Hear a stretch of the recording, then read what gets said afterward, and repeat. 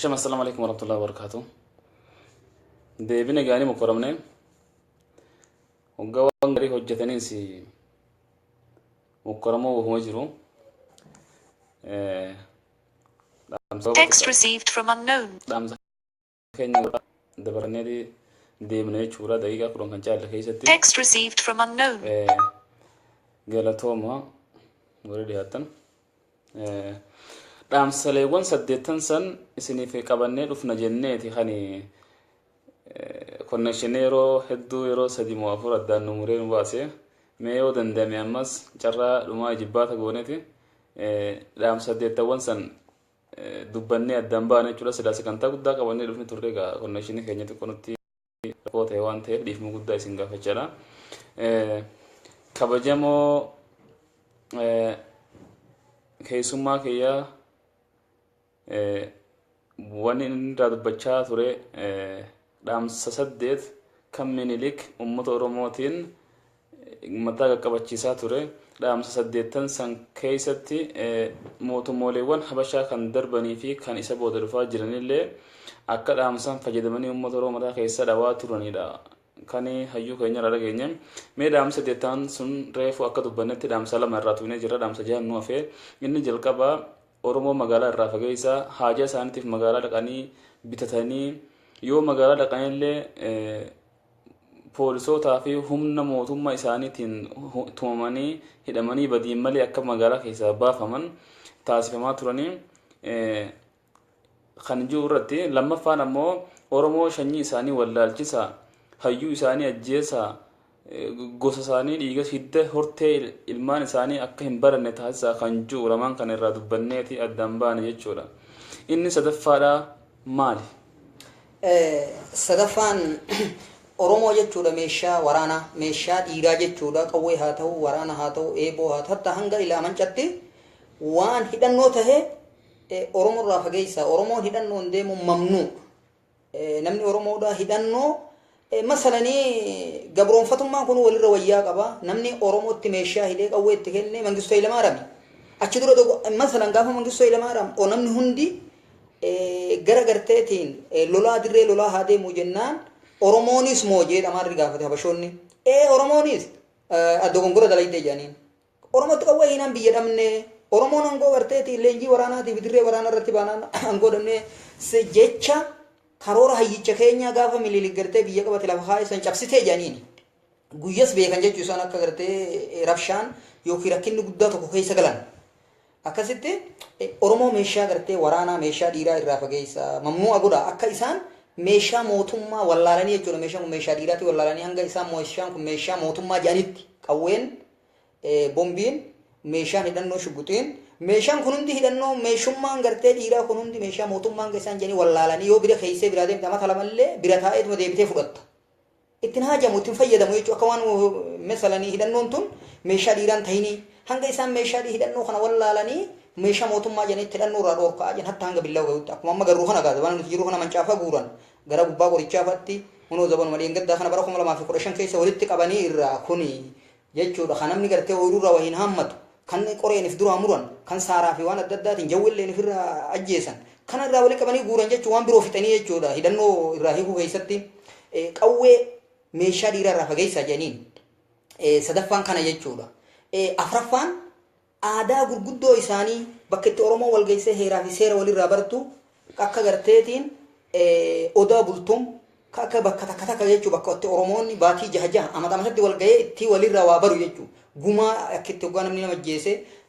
gumaa itti walirraa fudhatan hoggaa dhiirti dhalaa jees hoggaa dhalaan dhiira jees hoggaa ija nama baysan hoggaa ilkee cabsan hoggaa miila cabsan mana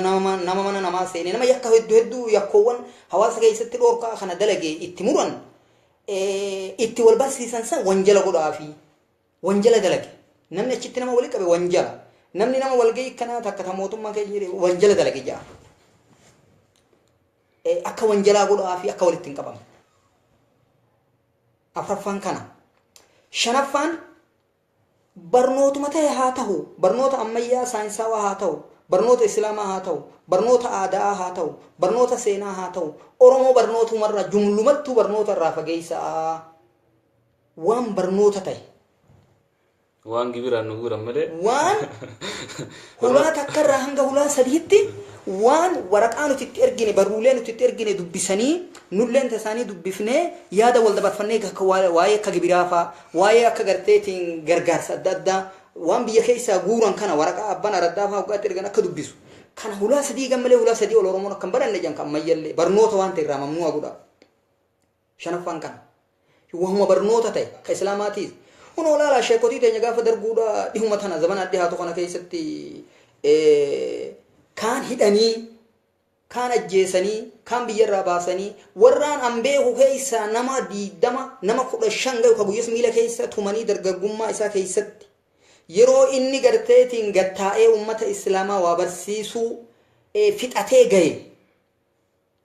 يوكي مدرسه جارو يوكي مجلس غدودا يوكي وانت كمسجد تو كجاري تيما صلاچي سودان هوغانو غاي غتاو داف ديم ودو اني فودين اسا درغغوما كجي ميلا كيسا تمني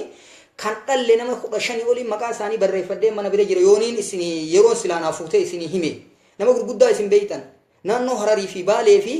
asiin afaan mashawaa kana keessatti nama 15tu maqaaleen isaanii na bira jira nama dargaggummaa isaanii keessatti miila keessa tumanii hin dhalle laamachuma hafi barnoota irraa fageessa jechuudha jahaffaan hujii takkallee jechuudha marii takkallee oromoon hatta hanga fuudhaa fi heerumatti hin geggeeffatin yoo caasaan keenya keessa jiraate malee nu achitti marii takkallee wal geessee gruppillee jaarminyi tokkollee afooshaan tokkollee jechuu gandi tokkollee wama takkallee keessatti hatta hanga fuudhaa fi heeruma gayutti yoo caasaan keenya keessa jiraate malee mariin takka yoo nuti keessa beeyne malee okkotee nuti keessa garru jechuu okkotee nuti keessa garru okkotee nuti keessa garru kan marii gubbaa taa'anii jechuudha abbaan okkotee takka hoggaa bishaan ibiddira kaayyatee yookiin shaayitti dhaabbatuu deemu yookiin bunatti dhaabbatuu deemu yookiin marqaa shuurootti affeellatuu deemu gubbaa gallaalee bishaan kan hanga isaan ganii fi hanga isaan akka isaan itti danfallaalee itti qicatu waan san deemu akkasitti yoo nuti marii san keessa beeyne malee marii takkallee hichitti oromoon kophatti hin geggeeyfatinii ifiin if geeysee waa takkallee kophatti akka oromoon hin geggeeysine jee ختيانو torbaffaan beeyladaa oromoon akkuma jirtutti dur aadaan oromoodha seenaan oromoodha waggaa dhibboottaniin dura wanni inni ture tiifata loon gaala re'ee horii beeyladaa duraa dhabamsiisaadha lafa qotuu malee oromoon akka jirtuun akaafaa fudhatte akka jirtuun dongoraa fudhatte lafa qotutti haa bobbaatu re'ee duraa dhabamsiisa gaala duraa dhabamsiisa loon duraa dhabamsiisa lafa qochisiisa akka jirutti namni beeyladaa jala deemu namni horii qabu jechuudha waa hedduudhaan dachaa meeqaan jechuun nama lafa qoturra caala dachaa meeqaan maaliif tokko ganamaa galgala ar'aas boruus iftaaniis muka tokko jalatti ittiin dhuftu jechuudha namni horiin deemu duraa deddeeme jechuudha wali qabatuufis wal gahii baasuufis waarraa guurratuufis waa yaada isaanii irratti geggeessuufis namni horii jala deemu duraa godaana arraa jira boruchi jira iftaanachi jira guyyaa kaan laga kaan jira guyyaa kaan biyya taan jira duraa deema jechuudha namni mukuma tokko jalatti waddeessuma tokko jalatti bunuma tokko jalatti itti deebi'a ooltu nama lafa qotatu jechuudha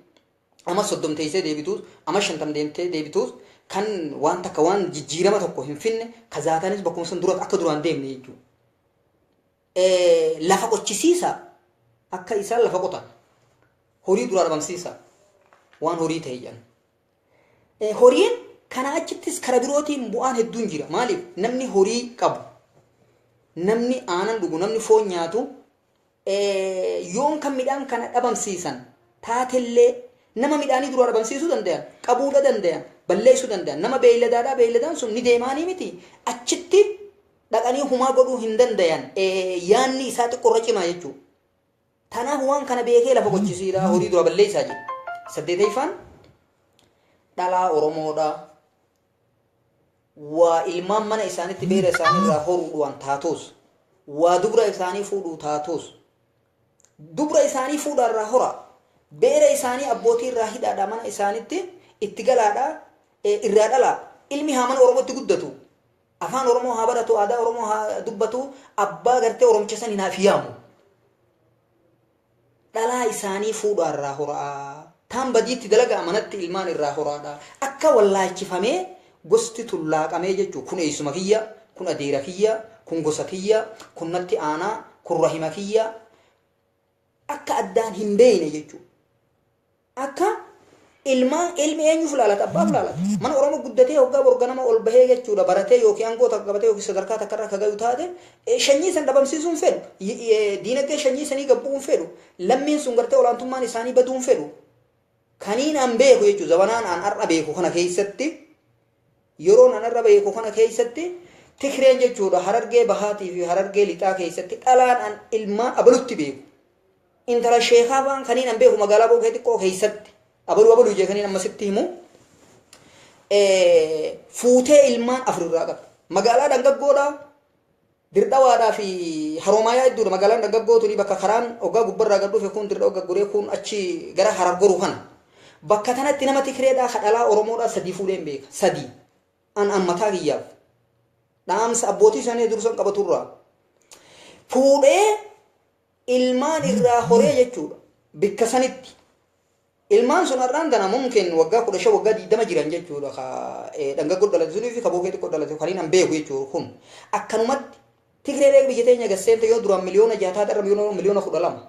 tokkichi dhalaa 4 fuudhe, tokkichi 5 fuudhe, tokkichi 6 fuudhe. Amma naannoo Oromoo keessatti naannoo Oromiyaa keessatti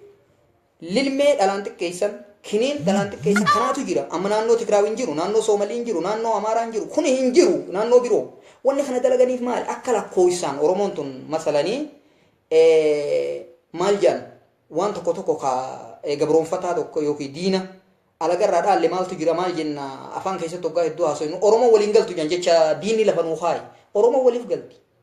Oromoon abaarsa qabdi jedhan jecha diinni lafa nuu kaaye. Oromoon abaarsa hin qabdu. Osoo abaarsa qabaatte namni abaarsa qabu ammumaahu yeroo ati beeytu kanatti kan ati amma masala yeroo ati jirtu kanatti namni abaarsa haadhaa qabu ka abbaa qabu ka abaarsa rabbii qabu ilmaan hin horu. Oromoon abbaa tokkorraa dhalataniitti miliyoona 50 gayanii afaan tokkoon aadaa tokkoon shanyii takkaan bifa takka nama wal fakkaatu jechuudha. Kuni miliyoona 50 jechuun abaarsa dhabuu keenya beeyta abaarsa hin qabanii Oromoon abaarsa hin qabdu duriis ammas wilillee abaarsa hin qabdu namni abaarsa qabu hin huru. Fiixaan isaanii xiqqaata. Eegeen isaanii citti. Mee nama Oromoo malee abbaa tokkorraa dhalatee miliyoona 50 gahe addunyaa kana keessatti takkalleen jechuudha. Ummata adii laali, ummata diimaa laali, ummata gurraacha laali, gosa hundi isaa abbaa shanyii nama abbaa tokkorraa dhalatee miliyoona 50 gahe du'aa'ii qabaatuu keenya. Wanni si garsiisu tokko Oromoon abaarsa dhabuu keessatti Oromoon eebba qabaatuu keessatti heddummaatuu kana. Lammaffaa Oromoon abaarsa dhabuu keessatti dachii bareeddu rabbiin uume hedduu sana keessa caaltuu sanirratti nu uumuu kanaan beeyta. Akka Oromoon abaarsa hin qabne. Kuni jecha diinni lafa nuu kaaye jechuudha. Oromoon waliin taa'u waliin galu. Oromoon osoo gartee abaarsa qabaannu taane wanni beeytu waa sadii jechuudha. Oromoon akka abaarsa hin qabne. Tokko dachii bareedduu nu uumuu. Lama heddummina keenya. Sadaffaa afaanii fi aadaan keenya tokko waliin dhabna. Abaarsa dhabuu keenya kanumaan beeyta. Amma akkam jettee akka heera Oromoodhaatti heerri karaa goorooti aadaan goorannuudhaa jedhan. Heerri karaa goorooti jechuun baha Oromiyaadhaa wasana Soomaliirraa qabii hanga ilaa wasana Suudaanitti heerri Oromoodhaa tokkuma. Yoo Wallagga dhayxee kanuma Harar haasa'u haasoytu. Yoo Noora Afran Qalloo dhayxees kanuma Humbanna haasa'u haasoytu. Yoo Noona garteetu Morowwaa dhayxee kanuma gartee Afran Qalloo haasa'u haasawan. Yoon Morowwaa xumuugaa keessa dhayxee kanuma Morowwaa haasa'u haasoytu. Yoon ilmaan baasoo dullachaa biyya Salaalee kana dhayxees kanuma garteetiin xumuugaan haasa'u haasoyan.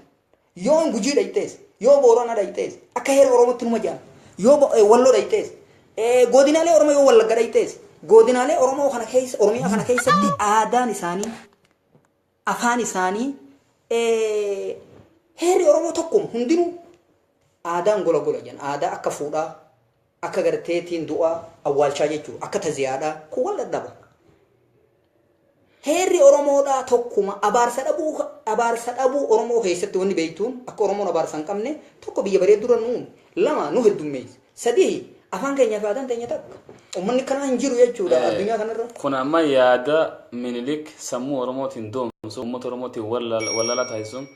ummanni oromoo bakka takkallee akka hin geenye dhugaa itti fakkeessee akka isaan ummanni oromoo deebi'ee oromoo waliin galtu oromoon tokkummaan qabdu oromoon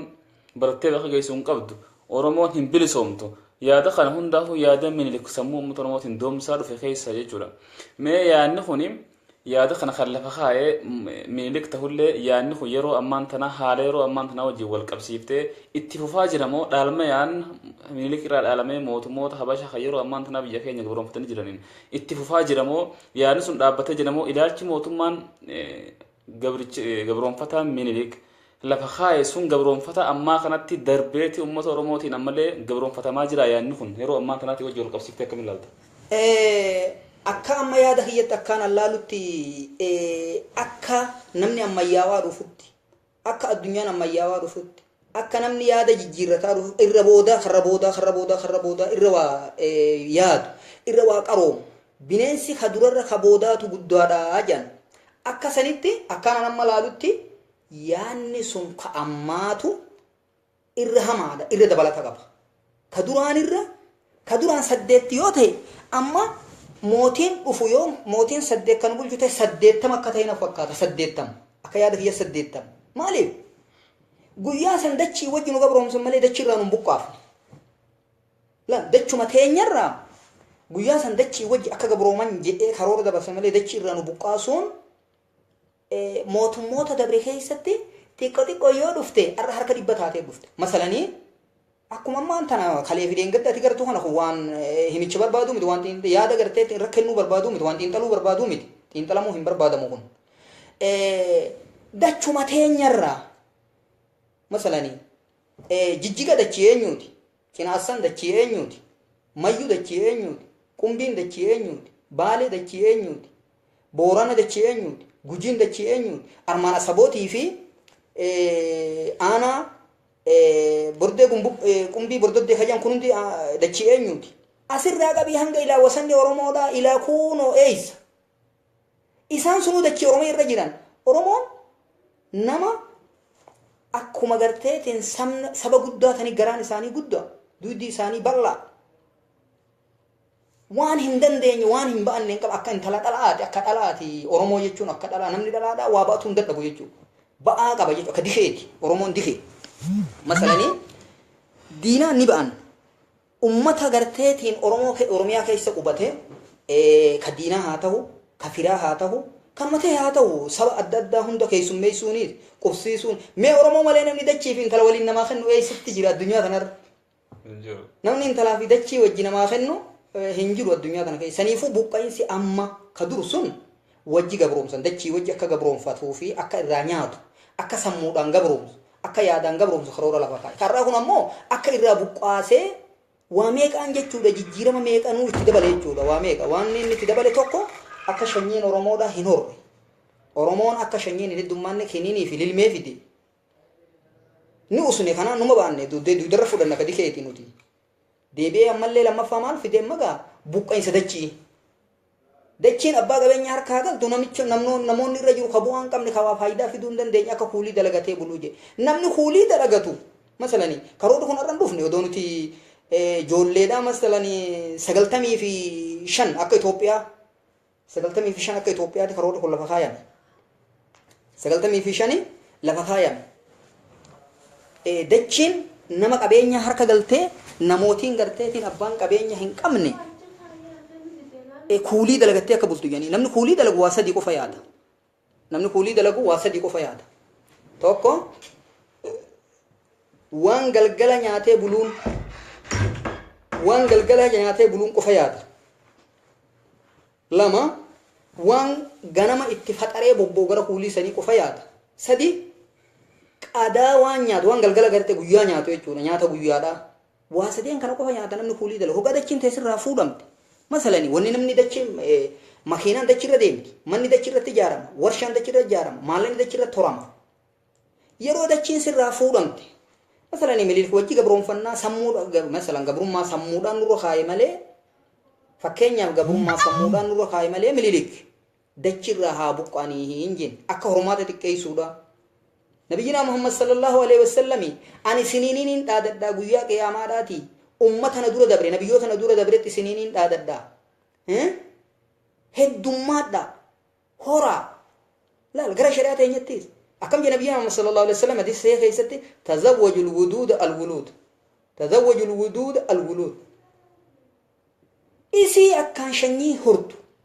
tan adaadaan isi kan dhaltu tan aboon isi kan dhaltu fuudha tajaarsa jaalattu fuudha tashanyiin isi akkan heddummaattu fuudha heddummina jechuudha heddumminni bu'a qaba masalanii nama shani moo nama kudhanii irra bu'aa qaba nama shani moo nama kudhaniitu tujjaara tokkorra nama xiqqoo waa qabu kudhanii irra caala jechuudha oromoon akka jette makmasa isaaniitti jabaa tokkorra beekaa tokkorra wallaalaa lama wayyaa jedhan heddummina keessa gootaa dhufa hayyuu dhufa doktooraa dhufa profeesaraa dhufa inumaa buqqeensa duraan kadachii qofa odoon ta'in buqqeensa shanyii namaa jechuudha kun kadur sun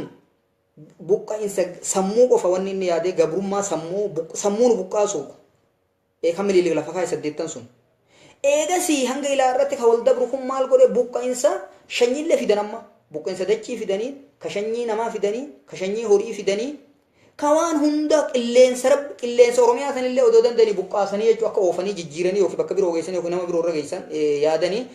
ka duraan sun yoo 8 lafa kaa'e hayyichi isaanii ka dur sun yoo 8 lafa kaa'e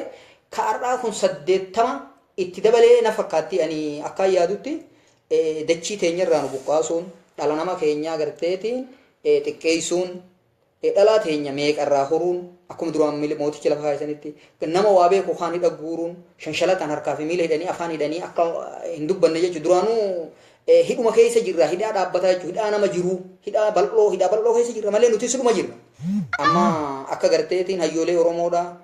akka ammallee gartee konkurensii oromoodha kawaafalmatu akka maraaraa guddinaa akka baqqalee garbaa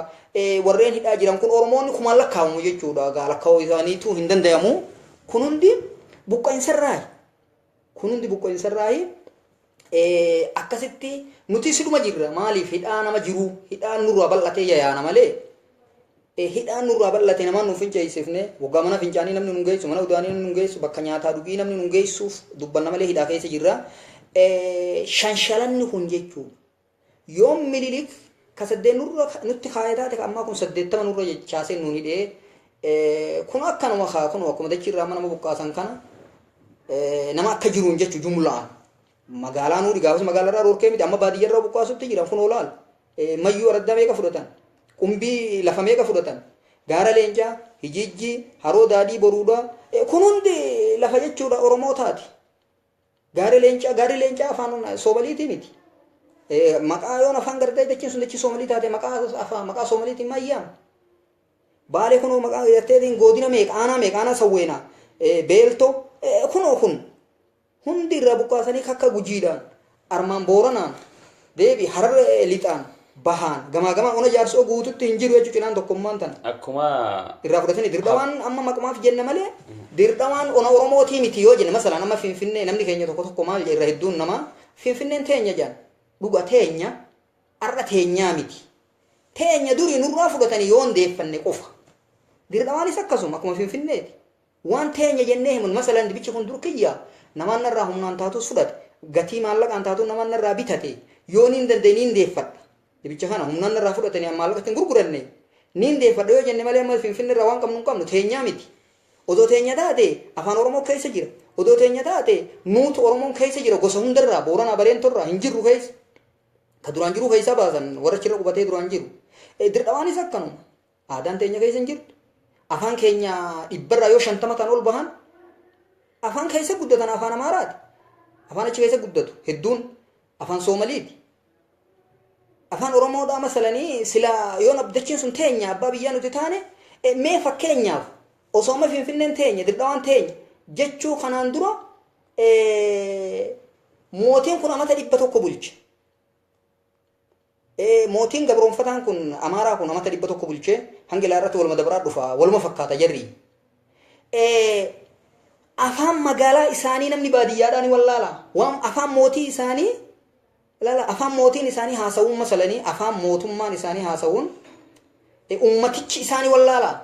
ummanni oromoodhaa kun wallaala maaliif beeyna afaan amaaraa waa xiqqisho harka 120 gahu namni keenya afaan amaaraatiin haasawu tanaafuu keenyaa miti nurraa fudhatanii dandeenyu ni deeffannaa yoo rabbi nu deebisees itti tattaafannee jechuudha ni deeffanna teenya nurraa fudhatan akkana jechuu qabna malee teenya jechuun qabnu finfinnee akka Dirdawaadha akka Walloo tun teenya miti nurraa fudhatanii akkanatti ilaalan gaariidha akkuma Minilik gabroonfataan Habashaa gubbaanu dhiibaa turetti jalaanis gabroonfataan Somaalee waan lafa kaayee qaba fakkeenyaaf yaada gabroonfataan Minilik lafa kaayee reefuu 8 ina jirra kadabalatallee ina jirra gabroonfataan Somaalee Ziyaad Barreen ammoo salaata zuhrii hawaashi salaannaa jedhan kana jechuun gubbarraa gad Habashaan nu duula jala ol Somaaleen nu duula Oromoon dhiphina keessa turte jechuudha duris dhiphina keessa turte ammallee dhiphina keessa jirti akkammoo dheereeyyuu ibsaa ammaan tana koomenti nu godhetti lafti Oromoodha hanga Suudaan kibbaatti ta'e Oromoo turte jedha kuni ammoo lafti Oromoodha gara Suudaan kibbaatiinis haa ta'u gara Somaaleetiinis haa ta'u kallattii hundaanuu diinni keenya ni ture haa ta'uuti yeroo ammaan tanaa hojii wal qabsiifnee haalli qabsoon Oppiidiyoo biyya keessaa afaan mimmi'eeffattee qabsoo jettee uummata Oromoo ittiin wajjin itti haasawaa jirtu kuni qabsoon Oppiidiyoo kuni mee gara kanatti isin fida gara dhumarra geenye jirra qabsoon Oppiidiyoo kuni uummata Oromoo keessatti Oppiidiyoon uummata Oromootiif nama qabsaawaa jiru fakkaatti qabsoo dhugaas haa ta'u waa siyaasaafis haa ta'u afaan mimmi'eeffatanii dubbachaa jiranii qabsoon kun uummata Oromootiif bu'aa buusa jettee yaaddaati gaariidha bareedaadha odoo gara kanaa dhufuudhaan duratti Oppiidiyoon dura eessarraa dhufte eenyuutu isaan tolchee isaan maalii Firezidaantii haa ta'u Kurneela haa ta'u Jiminaara haa ta'u namni jechuudha Minilik irraa qabee hanga har'atti yeroo Firezidaantii nuu godhan gubbumarraa abaluu Firezidaantii isinii goonee jedhanii nuuf fidan malee abaluu garteetiin Jiminaara waraana kakkanaa isinii goonee jedhanii nuuf fidan malee namni nuti teenye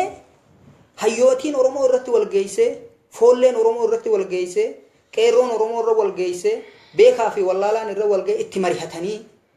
namni kun isinii taha bar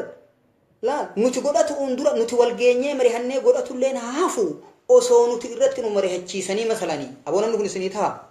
isin bulchuu dandaya nama akkanaa kana itti maal kennita yaada ni taamoo hin ta'u kanaan takkaa jechuu zaman nuti dhalannee as geenye eega nuti barri keessatti nu dura gorteetiin hayyoolee teenyarraa ummata nu dura dabru ulamaa'ii teenyarraa kana tokko nama takkaa Oromoo eega humnaan cabsamte waa godhatuu dhiisi nuttuu marihatamuun waa godhatuu dhiisi nuttuu marihatamuun takkaa hin godhamne haa ta'u nuti Oppiidiyoo isin jaarranne oguma duraatu jaarranne dhaaba keenya nu bulchaan jenneen isaan tuqawweedhaan nuu fidee nu bulchisiise wayyaaneen nuu fide wayyaanee jaarrate namni jaarrate tokko abbaa jaarisan dhiisee abbaa isa dhalche dhiisee abbaa birooti wahi buusee jalsan Oromoota bal'oof dhiifna yaada Oromoonni bal'aan harratti kennu wayyaanee Oppiidiyoo nuti hin jaarranne uummanni Oromoo irratti hin marihan Booranaa Bareentoo itti waliin geenye Booranaa Bareentoo teessoo garteetiin odaa jalatti dhaddacha jalatti bakka irreechatti wal marihatee Oppiidiyoon haanuu taatu jennee mee namummaan Oromoo tokko namni Oppiidiyoo godhanne takka Oppiidiyoo nuut tolfate ju'u sun deebii uummata Oromoo bal'aa guddaa miliyoona 50 kanarratti dhiif nuti Oromoo nuti Oppiidiyoo hin jaarreesi ammallee hin jaarru boodallee hin jaarru nuti hin jaarranne namaan nuu fide akkasumatti waggaa 27 kana keessatti hatta hanga nama araddaa bulchuu gayutti hanga nama abbaa gandatti isaanumaaf filee jo'aanarra waraqaa nu fidee abaluu asin bulchuu nuun jaa nuti duraanuu olaantummaa hin qabnu qawweedhaan cabsamne qawwee moohamne tahee malee egaa hanga humna harkannee ofirraa darbine boo namaan nama nuu godhaa miti nuu godhata beekaani qabna gootani qabna kana dhaabbannee nuutu gartee marihatee xiqqaa fi guddaadha muka jala wal ga'ee godhata hanga nuti jennu hanga dandeenyu takkatti nuti duraan cabsamne hanga deebinu takkatti deebinee of jaarree humnaan ofirraa kaafnee marii keenyaan godhannu takkatti nuti hin jaarre ammallee hin jaarru boodallee hin jaarru isaantu nu godhee jechuudha kana kun jumlattuu kana yaanni ammallee lammaffaadhaa kanarratti wanni dabaluuf barbaadu abbuma fedhee uumaan taane hatta Tigree sanuumaan taane Amaara sanuumaan taane yoo dantaa Oromoodhaa dantaa isaa harka dhibba godhee taa Oromoodhaa firii takka 99 kasaa godhee dhibba guutuudhaaf dantaa oromoo takka keessa buuse namni sun guyyaa kana dantaa teenya nuu yaade dantaa teenya nuu dalage oromoof bu'a buuse waan gaarii oromoo hojjatee jennee fudhanna yoo gaariin ko viidiyoon dalaydu taate as keessatti waan gaarii oromoo bu'aa qabu hafiddu taate gurra nama nyaatu hin barbaannu balleessullee hin barbaannu namni kun waan gaarii dalagee dalagaan isaa duratti guututti 99 badduudha 100 tana waan gaarii dalage jechuu qabna malee gurra namaa nyaatuun oromoo biratti fi shari'a islaamaa keessatti waan dhorkaa taateef yoon viidiyoon ka waan gaarii dalaydu taate amma durallee amma yeroo keessa jirru as boodallee ka waan gaarii dalaydu taate namni silaa yeroo takka yeroo gadaa isaanuma jiraata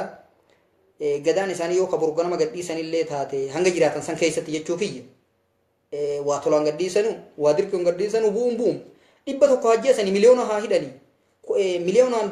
biyyarraa haa bu'aasanii ummaticha fixuu hin danda'u abbaan fedhe ummaticha injifatuu abadan hin danda'u boodarratti ummatumaatti injifata kanaafuu yoo viidiyoo waan gaarii ka dalaydu taate viidiyoon tun waan gaarii namichi kun waan gaarii dalage san hamtuu inni hedduu dalagu sanii jecha ammaan dura waan hamtuu hedduu dalage takkitti nurratti didamtu jechuun qabnu nuti waan gaarii isaan dalagan fudhatuma qabna. Gaariidha. Irraa amma gara xumuratti hin sifida haala yeroo ammaan tana guyyaa arraan tanaatti deemaa jiru wajjin wal qabsee gaafii dhumaa tokkoon si gaafadha. Gaafiin kuni maal fakkaataa dhiheenya kana horeen hojii raawwachiiftuu addawaawii walgahii turtee sanirratti ammoo waan dubbatte qabdi sambooda walgahii sambooda jijjiirama afaanii fidaa jirti. Fakkeenyaaf muummichi ministeera Itoophiyaa Hayilamaariyaam Dassaaleny manni hidhaa makalaawii haa cufamu bara haaraa 2018 kana keessa jechuun natti fakkaata bu'uura godhachuudhaan hidhamtoonni haa gallakkifamanii manneen hidhaa adda addaa haa gallakkifamanii manni hidhaa makalaawii haa cufamu kan ji'u yaada lafa kaa'e jechuudha. Yaadni kuni waan dhugaan hojjetamu deemu fakkeenyaaf manni hidhaa hedduu jira mana hidhaa Qilintoo jira mana hidhaa Qaallitti jira Zuwaay manneen hidhaa bakka adda addaatti argaman makalaawii qofaa miti mana hidhaa kan haa cufamu jechuu isaa kana bu'aatu jira moo keessatti oromoodhaaf faayidaan oromoof mana hidhaa kun cufamuun qabuutu irra caala moo miidhaatu irra caala akkamiin ilaaltaati? Bareedaadha kan nuti balaaleffataa turre kan nuti dubbataadhaa turre kan oromoonni illee xiqqaa fi guddaan beekan gubbarraa mataarraa hanga miilatti cinaacha bitarraa hanga mirgatti baharraa hanga seensatti kaabarraa hanga kibbatti kan oromoonni beekan kan oromoonni balaaleffatan sirnicha sirna malee namaa miti kan nuti balaaleffannu duraanillee yeroo dabarte keessatti amma yeroo jirru keessatti illee as boodatti illee waan ilmaan keenya dabarsinu ummata oromoof illee wanni dhaamnu akka dhaamsatti kan nuti balaaleffanne sirnicha malee namaa miti kan nuti balaaleffanne osoo kanama ta'u taate masalani osoo kanama ta'u taate kagarteetiin gosa taatu taate amaarri yeroo meeqa nu gabroonfate kun warraan tana dechuma keessa wajjin jirra arrallee waliigallee takka ammaan tana mootummaan naannoo oromiyaadhaa gartee waliigaltee uume kanatti fuulduraaf illee amaarallee wajji jiraanna jennee akka hayyoonni illee irra dubbataa jiran kanatti wajji jiraanna jenna nu qalaa turan nama kumaan lakkaawamuu calanqotti fixan nama kumaan lakkaawamuu harmamuraa aanoletti harkaa fi harmarraa jiran gulbelle akkas azulee akkas kana hundafatti nuti kan balaaleffatuu qabnu sirnicha irraa dabree maali kan ammallee lammaffaadhaa nama kan nuti didaa jiru kanu hidhe nama ka hidhaa Qaallitti nu naqu nama masalanii mana san guutumaa akkuma jirtu hidhaa Itoophiyaa keessa jirtu hundumaa waa diiganii otoo tokkisan hin tahin yoo namni akka jette Oromoon bishaan kun siqanillee marqi siqa namichaa beelawe haalaan beelti qabdee karaa deemanii dhufe hoggaa dhufee marqaan itti affeelaaf jettee ibiddarra keessee haati dhiiraa qoraan fudhatuuf ala gabbaate yeroo sanii achi ilaalee arkee bishaan xiqqoodha okkotee keessatti wanni kun nun quubsitu hayyee jennaan gaffiigeeti bishaan garagalchee guute jechuudha distii yeroo distii guute ol deebitee bishaan hangarra keessanii beeytaati manaati ni laalte bishaan kun siqanillee marqi kun siqaahii bishaan okkotee guutanillee bishaan kun siqanillee marqi siqaahii hangumaan duraan godhu deemu saniin godha bishaan irraa hin waraaba yookiin irraa hin naqa akkana jette maqmaansi oromoo kun hedduudha gara waa meeqatti namaa hiikaa waa meeqa nama ceesis ammallee akka jettu oromoon barcuma jijjiiruuf buusaan hin mi'ooytu dandharraa jala taa'u kana jijjiiruuf buusaan hin mi'ooytu ka gamana achi keessee gamas yoo gamana deebifte jechuudha kuni yoo sirnichi buqqa'e yoo sirnichi oromoo garteetiin miidhu ka jumlaadhaan mana hidhatti guuru ka jumlaadhaan dachirraa buqqaasu ka dhibbootaan ajjeesu ka qabeenya oromoo saamu kun ka dhaabbatu ta'e ka dhiisu ta'e kun bareeda waan fuula duraaf garuu yoon kun hin buqqa'in mana buqqaasanii miti guutumaan Itoophiyaa keessaa yoo buqqaasanillee wanni nuu jijjiiran ni dhufa faayidaan isaa nuuf hin dhuftu jechuudha yoo sirnichi buqqa'e yoo namni buqqa'e namni nama hidhu sun ka dhiheeffamee hidhamu ta'e namni nama hidhu sun ka gaafatamu ta'e qabeenya oromoo ka saamamu ka irraa dhaqqaban ka deeffamu ta'e bareeda wannummaan barbaannu kana walqixxummaadhaa fi dimokiraasiidhaa fi rabbiin akkuma dimokiraasii dubbata akkuma namni har'aan tana dimokiraasii haasa'u kanatti namni mirga namaa akkaan eegu rabbi namni mirga namaa dubbate rabbi ka walqixxummaa dubbatu rabbi ka mirga ijoollee eegu ka dhalaa eegu ka dhiiraa eegu ka dhiiraa dhalaa eegu ka dullachaa fi dardaraa eegu rabbii khaliq rabbiin akkuma mirga namaa eega yoon ka mirga kana ka dhufu ta'e nuti masalanii gosarraa komiin qabnu namarraa komiin qabnu kan nuti jibbinu sirnicha warra nama nyaatu kana yoo kun buqqa'ee jijjiirame yoo kun garteetiin mana hidhatti yookiin mana murtii dhiheeffame yoo kun garteetiin nama wal qixate warri rabbitti filaalu kun nuti akka rabbiitti gaaf tokko 92 akka Itoophiyaatiin 92 akka Itoophiyaatti walgahii takka nu baasan aanaa qarsaa keessatti sheekotii gaafa san nuti majlisaa qara'u jirra ijoolleedha gaafni sun gaafa mootummaan ceehumsaa waggaa 5 bulchee gallakkisa jaansani akkasitti waggaa walgahii nu baasanii akki jee tikrichi tokko mataa kana gartuu kan mataa kanarraa solloysee rifeensa kanarraa fuudhe oromoodha je waraanaa bombii oromooti je tikreen jeenaa oromoon dabeessa jettan nuti jaynummaa namni bidda fiigu hin jiru bakka dheessinu bakka itti baanu hin qabnu ijoolleen teessan hoggaa nu dheessite mana keessan haytanii haga keessan haytanii huccuu dhalaatti keessaniiti goftaatti guftanii nu gaddeebite bakka itti dheessitu qabdii nu dheessiti waa sodaan nu dheessitu je oromoon tigree waa jaynummaa biddatti horiitu hin horiitu je yoo dheessinee bakka itti baanu hin qabnu gara seennu hin qabnu du'a jalaa silaan baanu haattuma ceenee duunu jechuuf itti horiinaa je garuu mootummaan je dachii tana biyya tana namni itti kenne hin jiru namni mirchaadhaan itti filee garteetiin hoodho jee nu bulchi jeen hin jiru qawwee tanaan moohe jee qasnaa dhadhee nu barsiise ni yaadadha waan san akka raajittiin ilaammaa sammuu keessana jirti qasnaa kanaan seene kanumaan irraa kaanu hin jedhe akkasitti sirnicha kan humnaan qabate kana kan nuti dubbatutti jirru nama miidhu kana nama hidhu nama buqqaasu nama gatu nama gudeedu nama qabeenya namaa fudhatu nama jumlaan biyyarraa nama kaasu dur siyaasa jechuudha afaan keessatti amma ol akka jette oromoon kormaan gaalaa daadee garaa keessa wal beeka jiran odoo isaan dubbatuu baatanii hojiin fiduu baatanii waan isaan dalagan nuti ni beeyna maali abbootii teenya dur nu barsiise hayyoota keenyaan nu barsiise gootuwwan keenyaan nu barsiise warra lolorratti ammaan dura dhume jechuudha dur irraa qabdee oromoon takkaadhaa gaafa garteetiin calii calanqooti harmuuraa aanolee san irraa qabdee qabsoo hin dhiifne ittuma jirti hanga adda bilisummaa oromoo har'a ga'utti takkaa qabsoo hin dhiifne oromoon tokkolleen yoo yaanni wal dhabe malee tokkolleen akka oromoon gabroomtuu fi akka oromoon biyyarraa buqqaatu gareeleen adda addaa dhaabbileen adda addaa dhaabbileen biyya keessaatiif ta biyya alaatiis ta wal dhabdee akkatti garagara dubbattu kun garagara yaadaa wal dhabe malee tokkolleen an yoo tahe hinaaffii fi angoofa kuni yaada oromoon tokkummaa isaanii san gaafa waan san harkan irra walii galchan kuwa wal dhaban jedhamu kun afaan wal hin dhabne aadaa wal hin dhabne saniifuu akkana na fakkaataan gaariidha gaafii biraan siif qaba